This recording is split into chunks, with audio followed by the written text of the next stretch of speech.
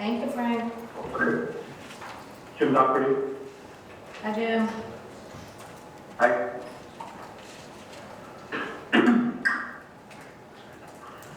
Good morning, Bill Chambers, Schiano. Hi, Bill. Do we have Dorothy Cantor? Yes, this is Martin Perez. Good morning. Hi, Martine. Welcome. Okay. Hi, who just came on?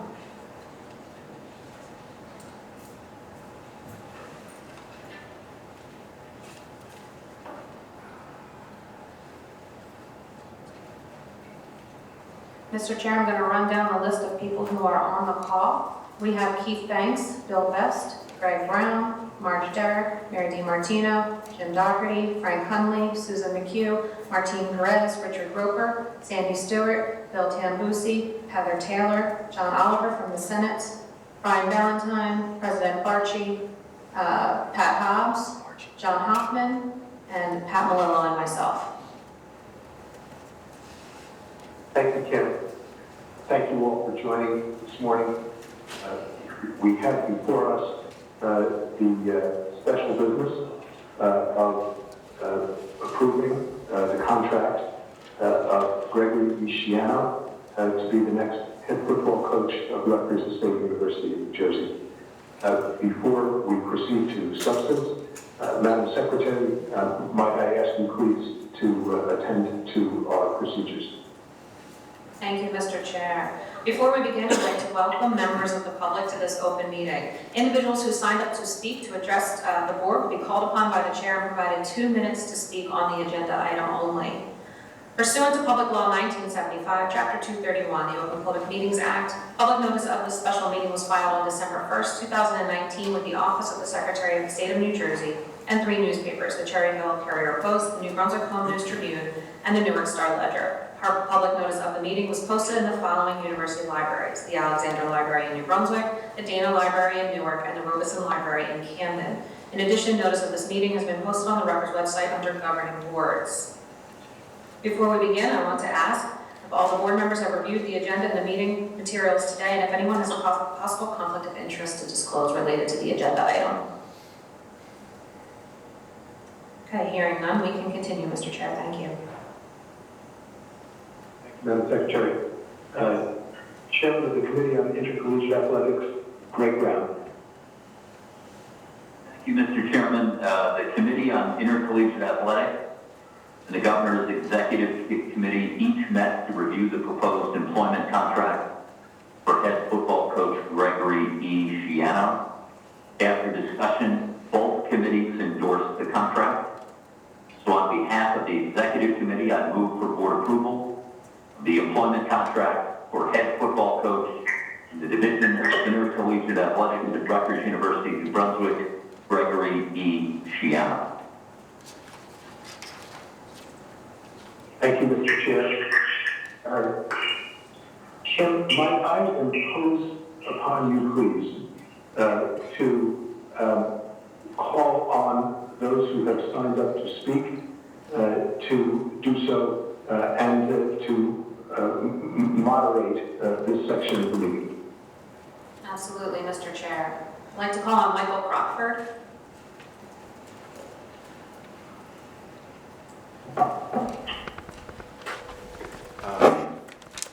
Good morning to the Board of Governors and everyone else here. Thank you.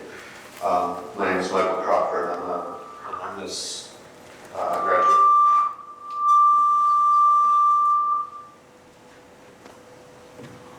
I graduated from Mason Gross School of the Arts in 1998 with a fine arts degree. I'm a first-generation college graduate. I failed out of Middlesex County College and I begged my way into University College in the late 80s, and it took me 10 years to finish my degree. I'm a loyal Rutgers son, as the expression goes. I got a second wind in terms of opportunities that I would never have had if I did not attend Rutgers. I had excellent faculty, I had excellent resources, I had a chance to come back when I failed out, and I graduated as a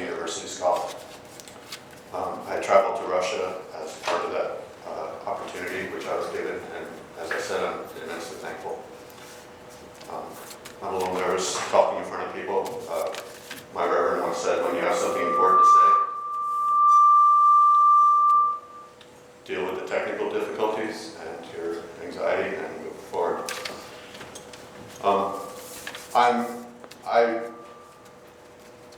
I have a lot to say, but I'll keep it to the next minute. I'm sorry.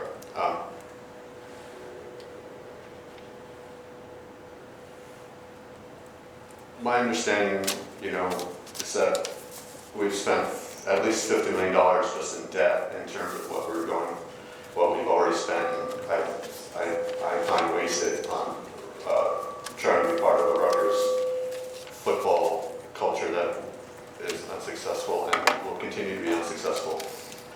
These sunken costs will never be recovered, and any rational person would say it's gone, it's under the bridge, forget it.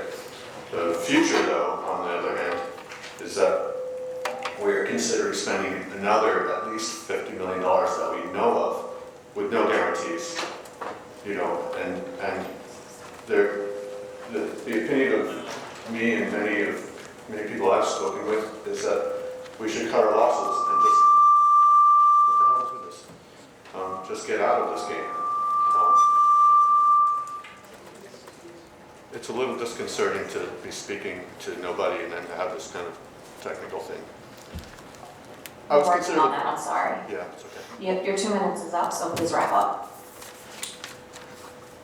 In terms of moving forward, I have a proposal. I'm fine with spending $50 million more, I really am.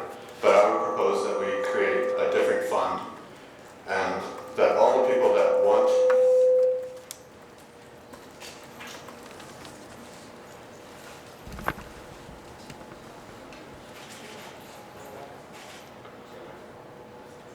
I propose that we raise $50 million or perhaps $100 million and move everyone who wants to be part of a winning college football program, create a trust fund, and move them all to Michigan.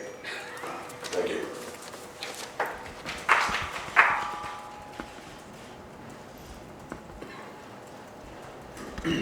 Thank you, Mr. Crawford. The next person who wants to speak can come up to the table and use one of these microphones. I'm going to call on Talib Najjar.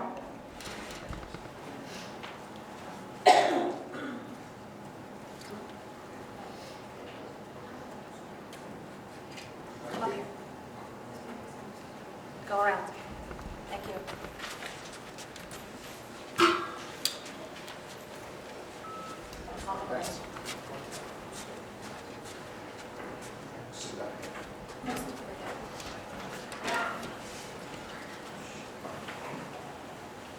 Good morning, ladies and gentlemen. I'm going to introduce myself and then tell you exactly what we are here for. By the way, I want to congratulate the new coach, and I'm happy that you're getting the right person, and I wish you the best of luck. However, I think the university, Rutgers University, seems to be paying more attention to football than to faculty. So for that reason, I'm trying to tell you what I do to show you that we are very effective in what we, treat patients in the community. My name is Talib Najjar. I am board certified in oral and maxillofacial surgery, pathology, and medicine, and also have a 3 doctorate degree, if I may blow my whistle. I have been a faculty member for 45 years, and believe it or not, Rutgers tried to get rid of me even now as we speak, again because of the tenure position. So let me tell you what I have done before. If you remember the AIDS epidemic in the between the 80 and 90, many of the AIDS patients came from New York to New Jersey. So the Governor Whitman, she gave me a grant for $250,000 to start a clinic for AIDS patients. And I have to tell you, I was, as experienced as I was afraid to treat AIDS patients at that time. But nevertheless, I did it, and I opened 2 special care clinics, one in Newark and one in Camden. And I believe we were on CNN at that time as well.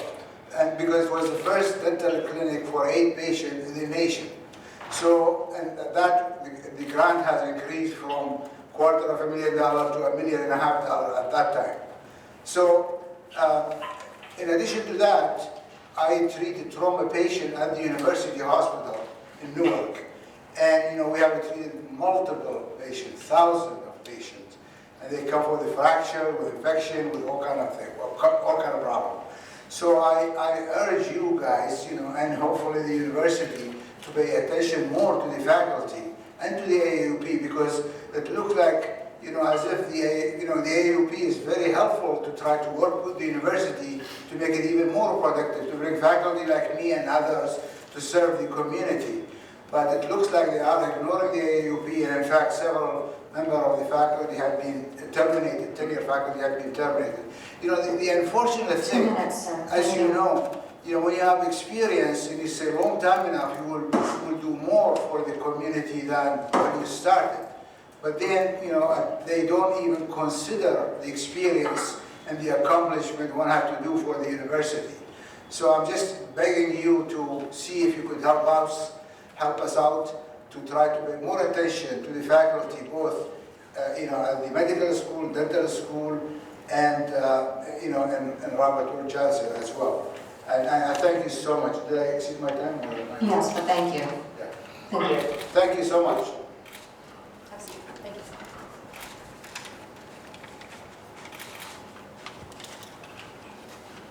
I'd like to next call Diabetes Tesauros.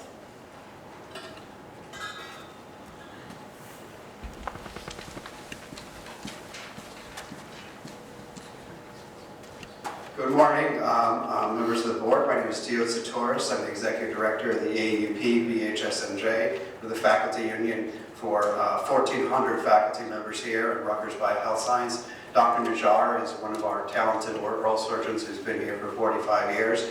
And I'm here because I think it's a little very unfortunate that the employment contract of one man can be negotiated and put together with millions of dollars and everything else, and all sorts of stakeholders weighing in, and of course, of a few weeks. But then the needs of 1,400 people, some of which serve all our New Jersey citizens, from the work that Dr. Najjar does.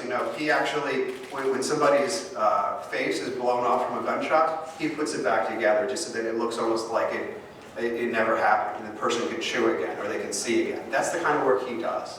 And they put the needs of a football program over the needs of 1,400 people. We've been negotiating for over a year and a half. We haven't even gotten the same wage and benefit package every other union settled for, because they don't think that our faculty deserve a union the same dignity that everyone else does. And then on top of it, it's a losing football program on top of it.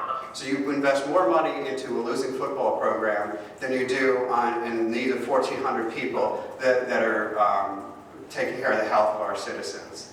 I think that's just unfortunate, and I wish that the board would reconsider its priorities in the future to put people over the needs of extracurricular activities here at Rutgers. And one final point is that my people also do a lot of important work in neurology, and we know that football, among its unfortunate weaknesses, is that, God forbid, one of our players got a brain injury or something of that nature. It would be our folks that would be able to treat that brain injury. So shouldn't the people that treat brain injury be just as prioritized as the ones that are contributing towards it? Thank you very much. Thank you. Professor David Hughes, please.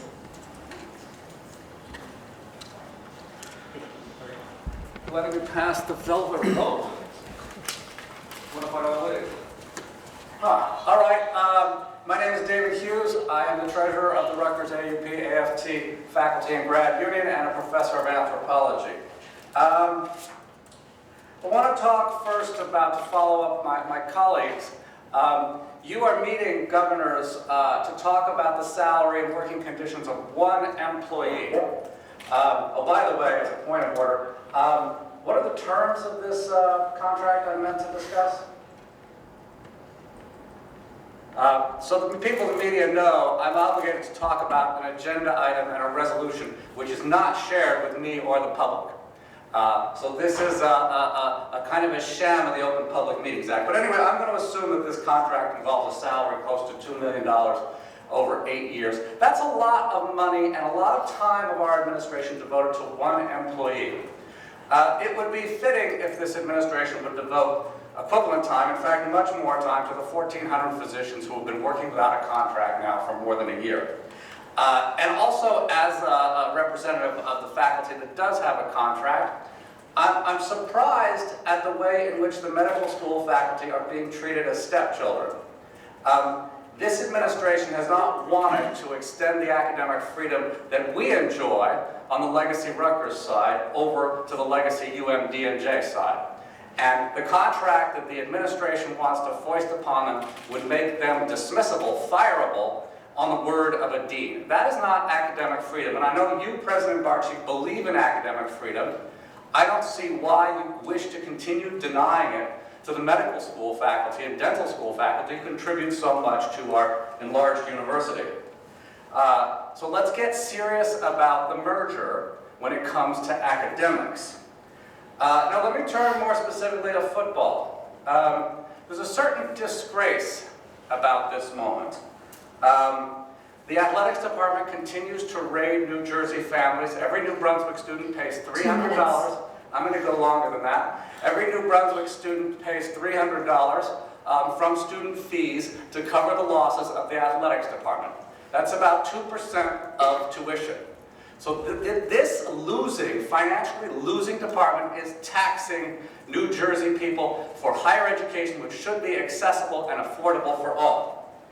Point number 2, the athletics department raids the faculty and students again by taking up to $37 million from the operating budget. That's money cut from our academic programs. As you know, this program, this athletics department, is the poster child for losing money. It lost $47 million a couple of years ago. So how did we get to that point? How did we get to that point of being the laughingstock when it comes to college sports finance? I've been here 20 years. We doubled down in joining the Big East. We doubled down again in joining the Big Ten. Now we're talking about doubling down a third time to get this coach back, who didn't balance the budget when he was here, to get him back and throw a lot of buildings and contribute what he wants to the athletics arms race. That's a mistake. Let me ask the Board of Governors 2 questions. I am wrapping up. 2 questions. The first is, what's the break-even point? When we joined the Big Ten, we were told the break-even point, when athletics would be solvent, was 2021. And the athletics department was compelled to release the numbers justifying that. Professor Hughes, thank you. No. And Thank you. then it was kicked down the road to 2027. Professor So Hughes, how thank you. far down the road is the break-even point being kicked now? Is it 2032? Is it 2037? Tell the people who fund this university when this athletics department is going to stop sucking the money away from education. Point number 2, this is the last point. President Professor Barchi, Hughes, you're your a time has neurologist. You're a expired. neuroscientist. Address chronic traumatic encephalopathy. Tell us, as soon as I stop talking, which is very soon, I want the Board of Governors to ask the president of this university, in his capacity as a physician and a scientist, tell us what are the risks of college football to the minds of the 130 young men who play it here.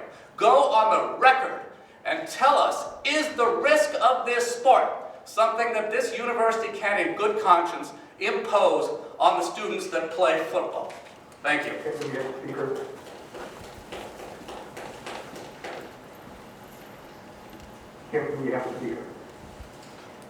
Mr. Caldwell.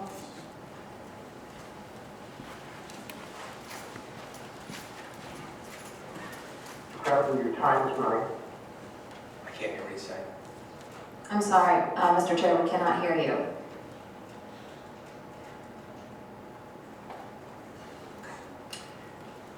Good morning, Charles Cradaville, New Brunswick Today. Just want to start with a question about the procedures. I read the procedures for these board meetings. It says, quote, speakers who are recognized by the chair will normally be permitted to speak for 3 minutes. I've noticed people being told to stop after 2 minutes. Can you explain why? Mr. Cradaville, your 2 minutes' time is running.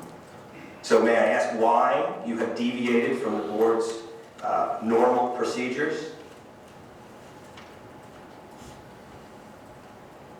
No answer. Okay, so I've read in the media this contract is worth $32 million. So I guess I get 3.75 seconds for every $1 million that you guys want to spend today. And you know, none of the board members thought it was important enough to show up, not even our university president. And I have to ask, you know, can the board members even hear me? Can you hear what I'm saying, board? I assure you they can hear you. Please I'd like to continue. hear them say that they can hear me, because I know last time they did a phone-in meeting, there were problems, and they weren't able to hear what I was saying. So can the board hear what I'm saying? I can hear you. Yeah. Thank you. Yeah.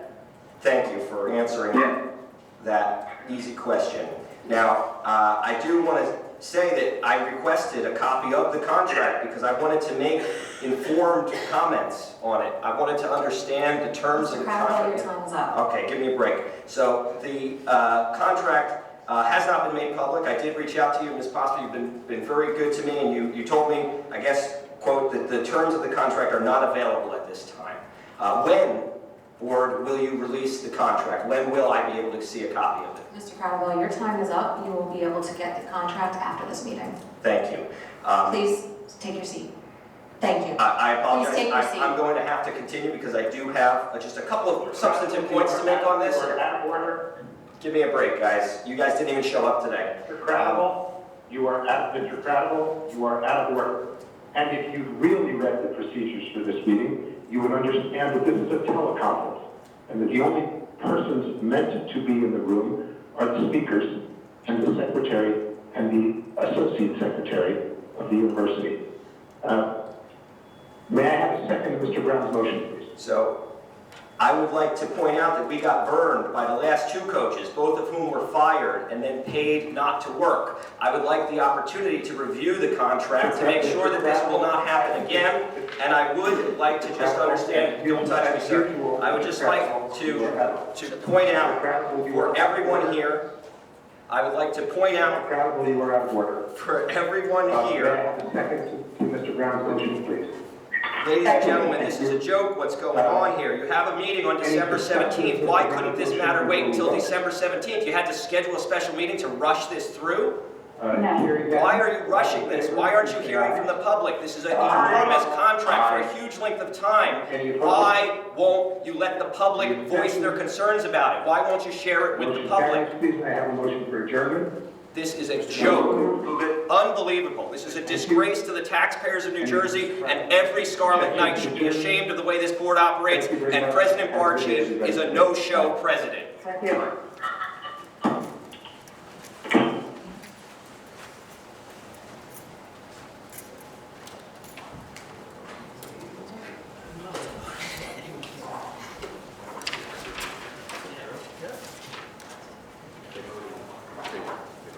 Can you do a roll call vote so we know who voted? A disgrace to democracy.